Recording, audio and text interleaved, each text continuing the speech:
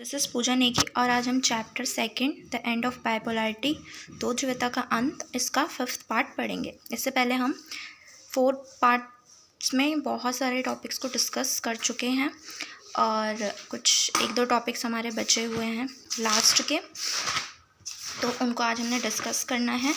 तो आपने अगर वो वीडियोस ना देखी हो 4 तक तो उन्हें देखें, आपके लिए काफ़ी हेल्पफुल होंगी। तो नेक्स्ट टॉपिक जो हमारा है टेंशन्स एंड कॉन्फ्लिक्ट, संघर्ष और तनाव। तो यानी अब इनके बीच में क्या क्या जो ये कंट्रीज़ थी, ये जो जितने रिपब्लिक्स थे उनके बीच में क्या क्या टेंशन्स हुए और क्या कॉन्फ्लिक्ट्स हुए हैं। तो जो पूर्व सोवियत संघ थे, यानी आपका जो मोस्ट ऑफ द जो सोवियत रिपब्लिक्स थे, तो उनके बीच में क्या था, बहुत कॉन्फ्लिक्ट देखने को मिले। तो ऐसे रीजन्स थे जिनमें संघर्ष बहुत ज़्यादा चले और बहुत सारे जो वहाँ पे क्या कहते हैं वो रिपब्लिक्स थे, तो उनमें क्या चले, सिविल वॉर भी चले। तो बगावत भी साथ साथ में इनको झेलनी पड़ी, गृह युद्ध भी यहाँ पर चले। और अगर हम रशिया की बात करें तो यहाँ के जो 2 गणराज्य यानी चेचन्य और दागिस्तान, इनमें हिंसक अलगाववादी यानी सेसेनिस्ट मूवमेंट्स यहाँ पे हुए।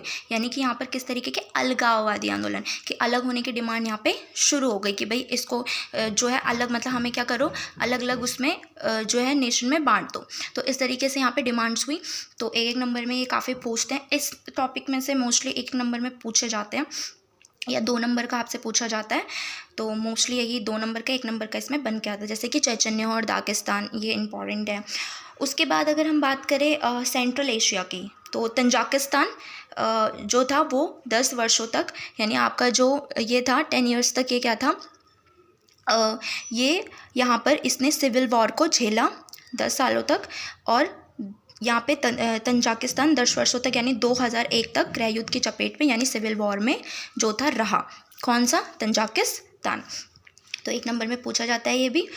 उसके बाद जो आपकी ईस्टर्न यूरोप था, उसमें चेकोस्लोवाकिया, उसको जो है पीसफुली जो है उसको 2 पार्ट्स में स्प्लिट कर दिया गया, 2 भागों में वो बट गया था।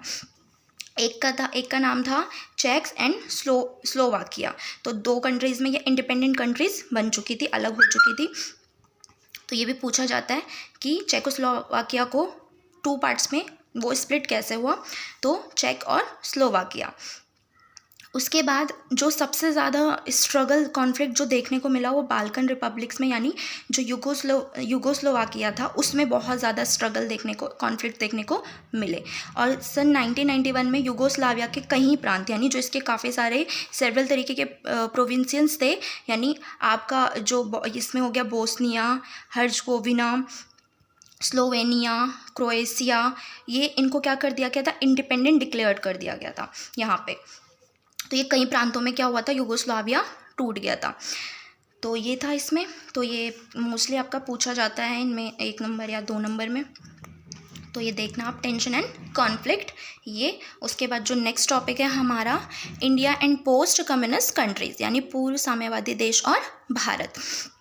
तो इनके संबंध, अब देखो इनके संबंध कैसे कि इस टाइम के संबंध भी पूछ सकता है कि पहले इसके क्या संबंध थे और इसके जो चेंजेबल यानी किस तरीके से इसमें बदलाव आए, उन संबंधों के बारे में अच्छे से एक्सप्लेन कीजिए। तो कैसे भी आ सकते हैं, पुराने तो लिखने हैं लेकिन जो साथ साथ में चेंजेबल इनका है, किस किस तरीके से बदलाव आए वो भी लिखना ज़रूरी होता है। तो क्वेश्चन किसी भी तरीके से बन के आ सकता है। तो इसमें क्या था आपका, बेसिकली अगर हम इंडिया की बात करें तो यहाँ पर क्या है, इंडिया जो है उसके जो संबंध थे, तो जो पूर्व साम्यवादी यानी जो सोशलिस्ट ये जो रह चुका था, पोस्ट कम्युनिस्ट, इन सभी देशों के साथ जो थे अच्छे संबंध थे, किसके, इंडिया के अच्छे रिलेशन थे।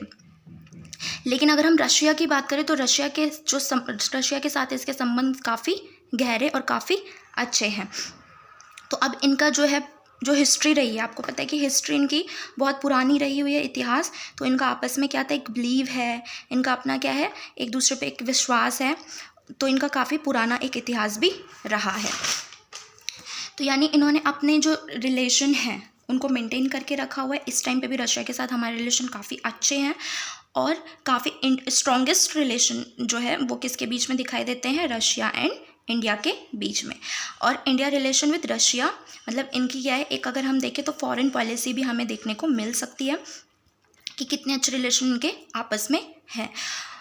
और इसमें बता रखा है कि भाई जो अगर आप देखते हैं मोस्टली जैसे मूवीज़ आप देख लो तो वो वहाँ पे भी इंडिया की देखी जा सकती है, और यहाँ पे भी हम जो है रशिया के जैसे बोल सकते हैं कि उनकी भी यहाँ पे मूवीज़ देखी जा सकती हैं। तो ये कल्चर का जो है उसको क्या किया जा रहा है वहाँ पे अपनी मतलब जो है हम एक दूसरे के रिलेशन यहाँ पे हम देख सकते हैं कि भाई उनकी मूवी भी हम देख रहे हैं और वो हमारी मूवीज़ भी देख रहे हैं, या कुछ भी चीज़ों को लेकर, तो वो एक रिलेशन को ही क्या करता है, रिप्रेजेंट करता है। तो इसमें ये बता रखा है आगे कि भाई अगर हम बात करें रशिया और इंडो रशियन की, तो इन्होंने क्या था, किस चीज़ का सेवरल पावर्स की इन्होंने यहाँ पे कि भाई पूरे इंटरनेशनल सिस्टम में क्या होना चाहिए, सेवरल पावर्स होनी चाहिए। यानी इन्होंने बहुध्रुवीय विश्व का होना, इन दोनों का आशय मतलब कि बहुध्रुवीय सपना इन्होंने देखा था कि भाई विश्व क्या हो, बहुध्रुवीय हो, सेवरल पावर्स हो, यानी कि जो पावर्स हो ना वो एक के हाथ में ना होके सभी कंट्रीज़ के हाथ में बराबर के पावर्स हो, पूरे इंटरनेशनल सिस्टम में, अंतर्राष्ट्रीय फलक में सबके पास जो है शक्तियाँ मौजूद हों।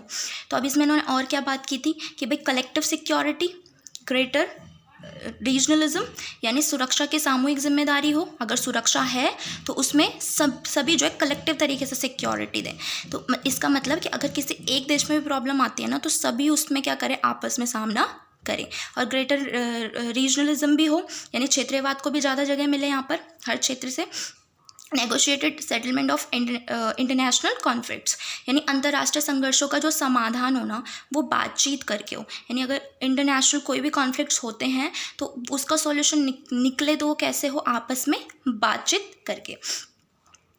और यहाँ पर बोल रखा है कि एक इनकी क्या हो, an independent foreign policy for all countries, सबकी अपनी इंडिपेंडेंट तरीके की क्या होनी चाहिए, फॉरेन पॉलिसी जो है होनी, यहाँ पे जो है सभी कंट्रीज़ की इंडिपेंडेंट फॉरेन पॉलिसी होनी चाहिए। तो यानी ये थे। और इसके बाद और उन्होंने ये बता रखा है कि भाई जो डिसीजन मेकिंग हो, यानी जो भी डिसीजन लेना है तो डिसीजन यहाँ पे किसके हाथ में हो, यूएन यानी यूनाइटेड नेशन, तो संयुक्त राष्ट्र संघ जैसे संस्थाएं हैं वही क्या करे, सारे डिसीजन ले, और उनके पास ही क्या हो, इस तरीके की फैसले लेने की उनके पास क्या हो, उनके पास ही ताकत होनी चाहिए ताकि वो सभी कंट्रीज़ के लिए एक जैसे फैसले ले पाए। और साथ साथ में जो है इन संस्थाओं को मजबूत, लोकतांत्रिक और शक्ति संपन्न बनाया जाए। यानी ये जो आपके जितनी भी ये जो संस्थाएं हैं इनको क्या बनाया जाना चाहिए, शक्ति संपन्न, यानी कि डेमोक्रेटिक तरीके से जो है इन संस्थाओं को बहुत ही ज़्यादा स्ट्रॉन्ग बनाया जाना चाहिए, और ज़्यादा से ज़्यादा डेमोक्रेसी हो, एम्पावर्ड हो ये, यानी कि आपका जो है इसमें जो भी वो डिसीजन ले रहा है और जितनी भी ये जो संस्थाएं हैं, इंस्टीट्यूशंस है, वो ज़्यादा से ज़्यादा मजबूत हो और इन्हें शक्ति संपन्न भी बनाया जाए। तो ये इनका क्या था, एक सपना था कि भाई आपस में ये सेवरल पावर्स हों और आपस में ही काम करें, इंडिपेंडेंट तरीके से सारे काम हो यहाँ पे। उसके बाद इसमें बता रखा है कि भाई 2001 में जो था इनके बीच स्ट्रैटेजिक एग्रीमेंट हुआ, किसके बीच में, इंडो और रशिया के बीच में। तो इसमें द्विपक्षीय एग्रीमेंट हुआ था, बायलैटरल एग्रीमेंट, तो इन्होंने साइन किया था इंडिया और रशिया ने 80 बायलैटरल एग्रीमेंट इन्होंने साइन यहाँ पे किए थे। 80 द्विपक्षीय दस्तावेजों पर इन्होंने हस्ताक्षर किए थे 2001 में, कुछ सामरिक समझौते यानी स्ट्रैटेजिक एग्रीमेंट्स पे। तो अब ये देखो क्या क्या इसमें आ सकता है कि कौन कौन से एग्रीमेंट में या फिर इन्होंने आपस में इनके कैसे रिलेशन हम देख सकते हैं कि भाई आपस में रिलेशन कैसे बता रहे हैं, इनकी फॉरेन पॉलिसी है क्या।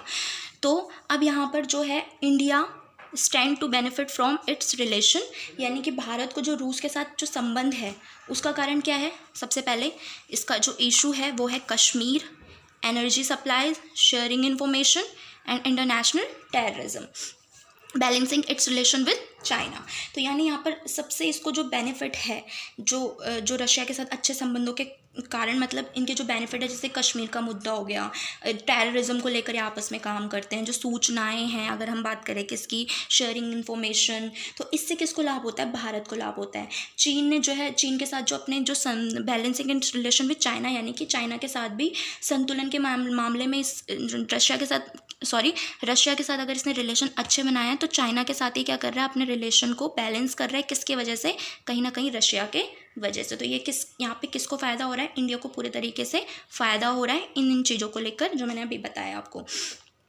तो सबसे बड़ा फ़ायदा जो है इसमें रूस को इस संबंध में सबसे बड़ा फ़ायदा क्या हो सकता है रशिया को? सबसे बड़ा बेनिफिट क्या है कि भारत रूस के लिए हथियारों को दूसरा सबसे बड़ा खरीदार देश है, यानी कि जो अगर हम बात करें second largest armed market for Russia, तो यानी यहाँ पे अगर हम देखें तो रशिया से सबसे ज़्यादा जो इंडिया जो है हथियारों को क्या करता है, खरीदारी करता है। तो यानी यहाँ पे बेनिफिट किसका होगा? रशिया का होगा। अब यहाँ पे ज़रूरी नहीं कि भाई सिर्फ हमें ही यहाँ पे इंडिया को यहाँ पे बेनिफिट मिल रहा है और रशिया को यहाँ पे कोई बेनिफिट नहीं मिलेगा, बिल्कुल मिलेगा। रिलेशन है तो दोनों की तरफ से क्या होगा, बेनिफिट भी क्या होंगे, इक्वल ही होंगे। तो अब इसमें और क्या है कि भाई अगर हम भारतीय सेना की बात करें, यानी हम इंडियन मिलिट्री की बात करें, तो बहुत सारा जो जैसे कि जो आपका मिलिट्री के लिए जो भी हार्डवेयर हो गए, यानी बहुत सारे जो सैनिक साजो सामान होता है वो कहाँ से प्राप्त होता है, वो रशिया से ही प्राप्त होता है। और सेकंड थिंग इसमें क्या है कि भारत तेल के आयातक देशों में से भी एक है, यानी India is an oil importing nation. तो ये आयात करता है कहाँ से, ये रशिया से आयात करता है। तो ये रशिया के लिए और ज़्यादा क्या बन जाता है, इम्पॉर्टेंट बन जाता है, और यहाँ पे रशिया को काफ़ी बेनिफिट है इंडिया से। तो अब इसके रिलेशन जो है रशिया के साथ तो है, लेकिन साथ साथ में इसने और देशों के साथ भी अपने रिलेशन अच्छे बनाए हैं। तो जब भी तेल की कमी हुई तो यहाँ पर रशिया ने हर एक क्राइसिस में इंडिया का यहाँ पे पूरे तरीके से सपोर्ट किया।